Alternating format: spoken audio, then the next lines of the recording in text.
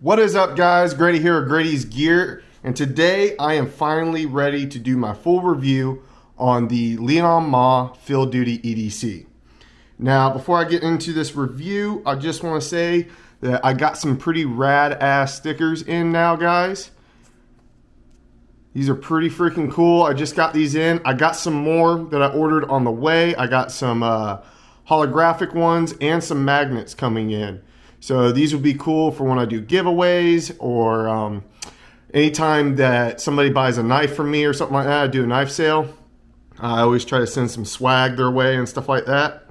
If you guys are interested in any stickers from me or any swag, DM me on Instagram, Grady's_gear, and we can work something out so I can send you guys some swag if you're interested in just, you know, having some stickers or magnets or whatever. I do got the other two on order. So if you want to wait for that, that's totally cool. But I just want to share that real quick with you guys. I do got some pretty badass stickers in that I'm stoked about. So the Field Duty EDC by Liong is something that was turned on to me by my good brothers, Kevin and Kyle, Lefty EDC and DTOM Knives and Gear. They really freaking love Liong's designs, and they were raving about it. You guys have seen us on the Edge. You guys know that me, Kyle, Kevin, Jake, Bearded Gear, we're all good friends. We're in a group chat together, and those guys were just raving about it. And Kevin really told me, you know, you need to try out the Field Duty EDC or the KUF, the Kitchen Utility Folder, the 3.0. He knows, Kevin and Kyle really knows my size range when it comes to knives. Typically, I'm on the more smaller side, the EDC friendly side. Kyle really likes the big stuff, so they knew that I would really enjoy it. I was kind of skeptical at first because of the price tag, but now that I've had this knife for about a month now, I can wholeheartedly say that this is my favorite knife of 2021 so far that I have purchased myself. Now, I did not get any discount on this knife. I have not talked to Liong personally or anything like that. I just went on the site and bought it with my own money. So my review is my opinion and my opinion alone. So take that with a grain of salt, guys. So we're going to go over the fit and finish, why I got this knife. We're also going to go over the quality, the action, of course, packaging, and the big thing, the price point on this guy. So let's get into it. So it comes with this really cool pouch on here. It does not come in a box, which I thought was interesting, but it comes in this really cool pouch. When you open it up, you get this really cool morale patch, which you can remove right here. It says Liong Design right here. When you open it, on the inside, it's got like this really soft material in here. That's really nice. It comes in a sealed plastic bag, microfiber cloth, and you also get a card from Liong with his information on here. If you guys want to stop, scan that, do whatever you want to do. But yeah, that's pretty much it for the packaging. I always love when a company goes the extra mile and gives you something cool, and this is no exception. So that's really cool in the packaging. Now, why did I get this knife? It actually was a lot of firsts for me, rolled into one, and that's the main drawing point for me. Number one, it is a Riot made knife, and Riot is exceptional on their fit and finish, their action on knives.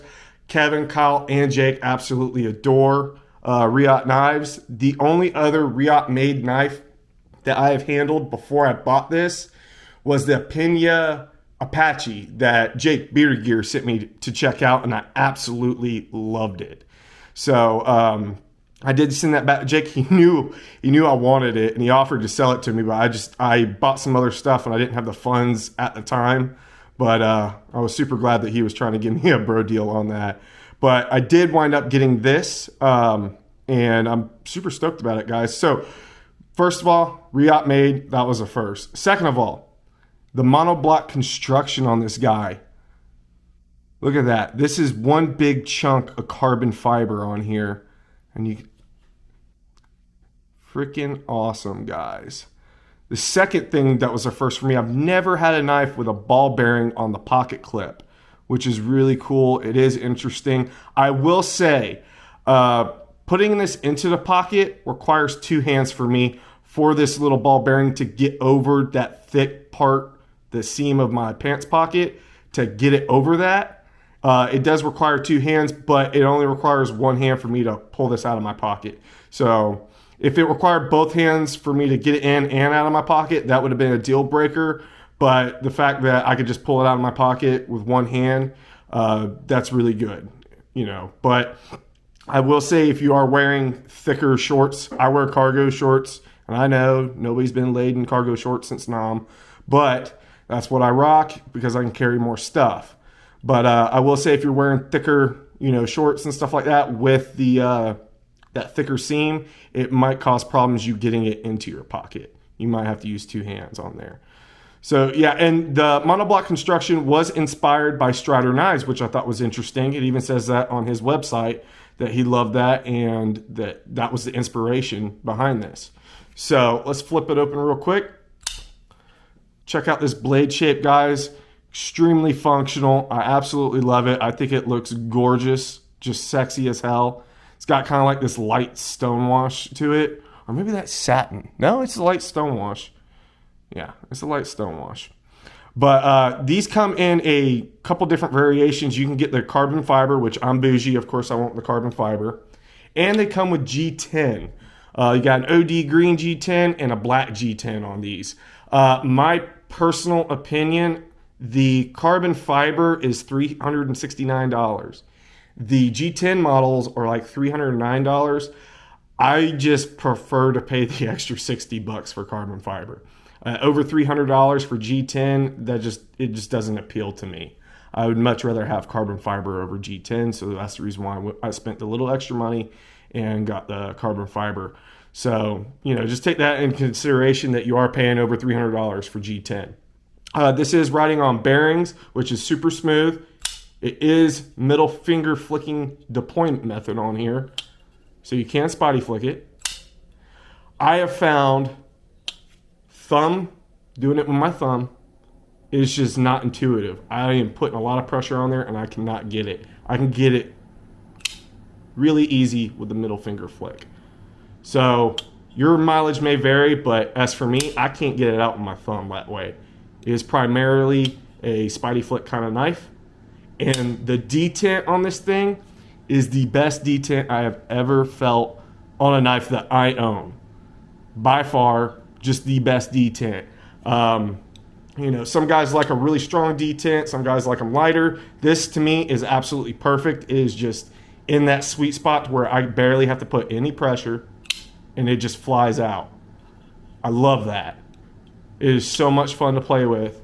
It's effortless for me to deploy this blade. And I apologize if I'm mixing up my words. I just cannot talk today. But this thing is a lot of fun to play with. You are getting LMAX steel for the blade steel. I mean, when you break it down, it's LMAX steel, carbon fiber, and a titanium lock side on here, guys. I want to kind of get into cost versus value on this knife. Me, Kyle, and Kevin were kind of talking about this the other day on this knife in particular.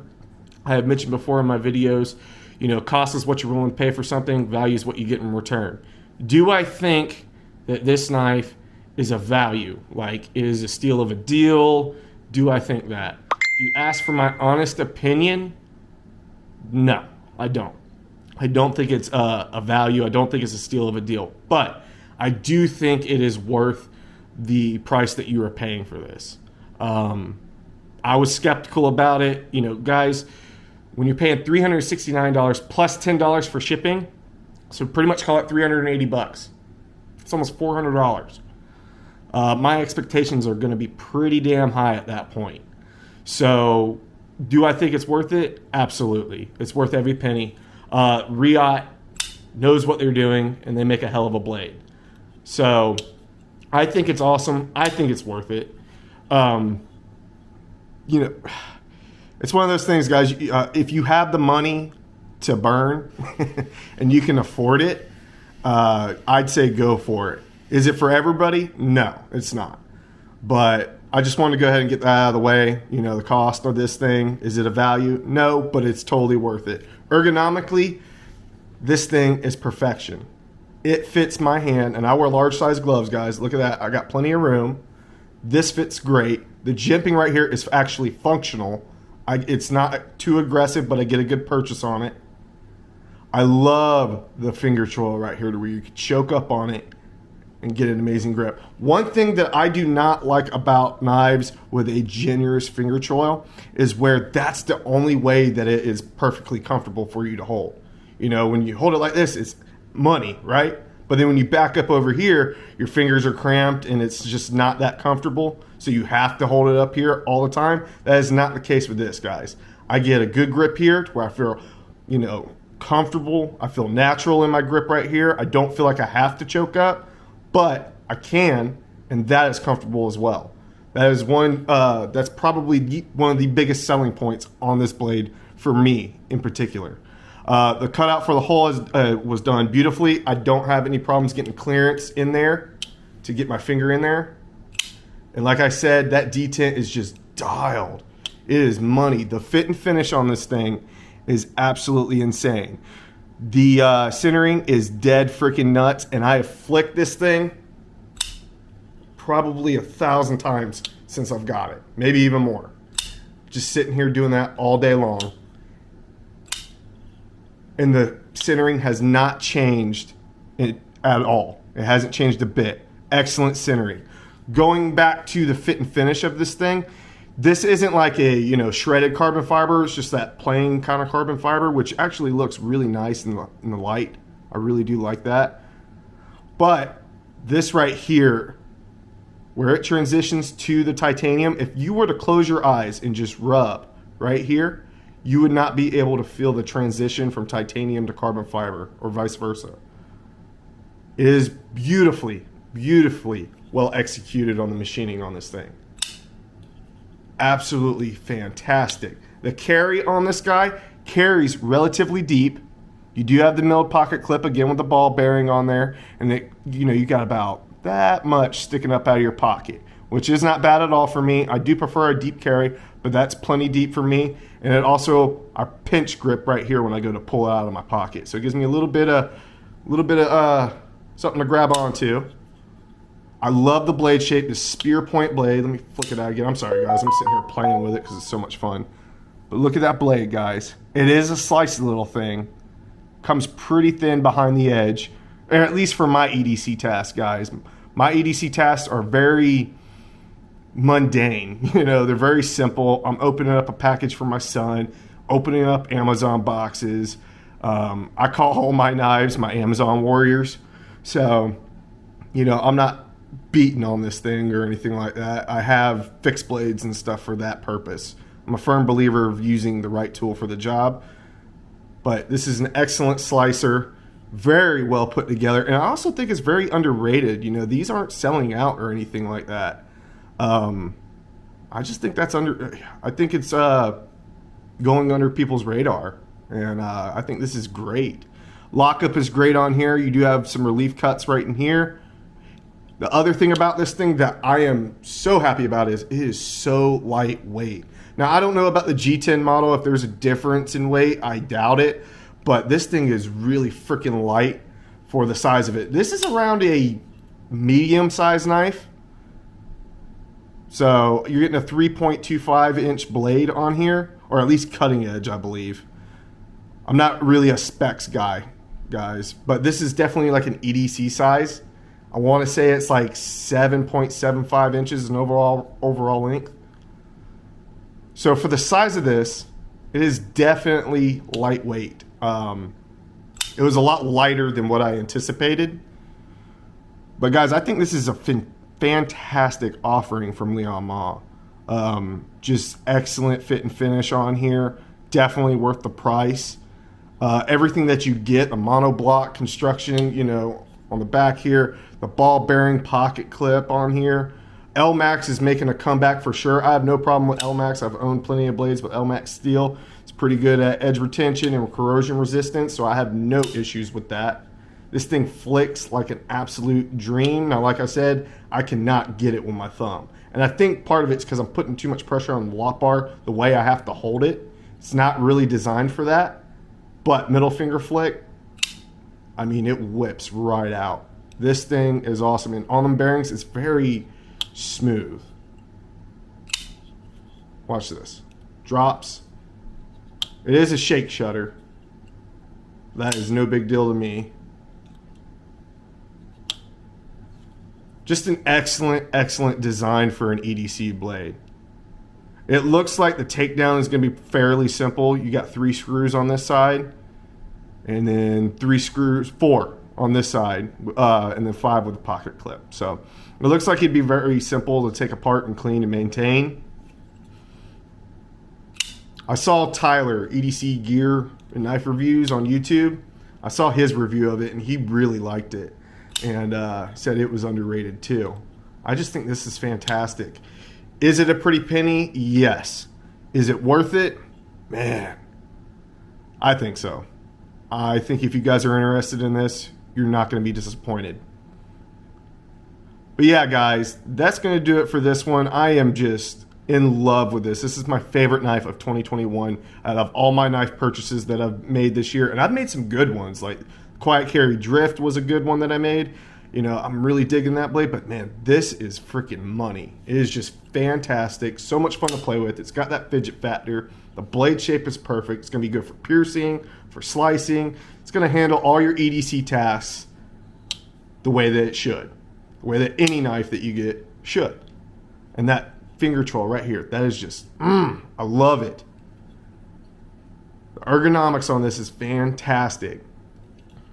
If you got larger size hands, I wear a large size glove, but Kyle has the Field Duty, which is the bigger brother to this. If you got some big ass paws like he does, the Field Duty might be more up your alley. And the Field Duty is a bolster lock, and it comes with M390 steel instead of LMAX. I'm not sure why he put LMAX on this, why he didn't just put M390. I'm not too sure, but yeah, if you got bigger hands, go with the Field Duty. If you got smaller hands, check out the Field Duty EDC or the KUF, the Kitchen Utility Folder 3.0. They also got a 4.0 if you like that blade shape and you got some bigger hands. I know Kyle had that one too, so yeah, check those out. But yeah, guys, this is the Liong Ma Field Duty EDC, a fantastic offering from Liong Ma.